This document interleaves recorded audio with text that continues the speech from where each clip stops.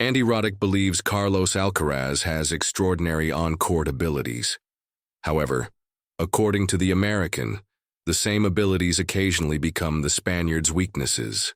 Roddick's admission comes on the back of Alcaraz's unexpected early exit from the recently concluded 2025 Miami Open.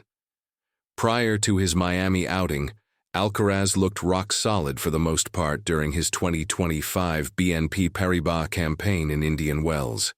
The 21-year-old was looking for a three-peat in the Californian desert, but, unfortunately, came up short in the semis, losing to eventual champion Jack Draper. Next in Miami, he shockingly lost his opening match to veteran David Goffin and exited the ATP Masters 1000 event without making a mark.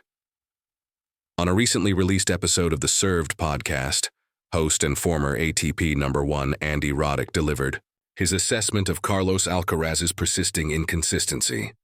Roddick laid bare his appreciation for the four-time Grand Slam champion's electric game, but also found loopholes in the Spaniard's overall play that sometimes tend to cost him dearly.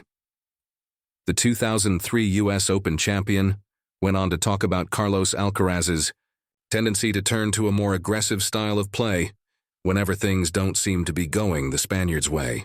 He then concluded by referring to Alcaraz's abilities as superpowers, but suggested that they can at times become liabilities for the Spaniard when used in the wrong moments.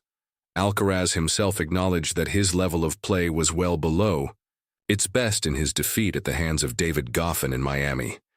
Carlos Alcaraz rued poor level after shocking Miami Open 2R exit. Carlos Alcaraz seemed on course to register a win over David Goffin in Miami after the Spaniard established a set lead over the veteran Belgian. Astonishingly, though, his level drastically dropped in the second and third sets, and Goffin ruthlessly capitalized on the situation to clinch the match 5-7, 6-4, 6-3.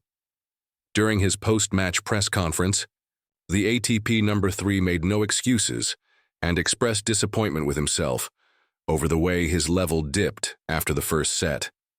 The Spaniard is currently preparing for the European clay court swing after a brief family vacation in Mexico, with his next outing set to come at another Masters 1000 event, this year's Monte Carlo Masters.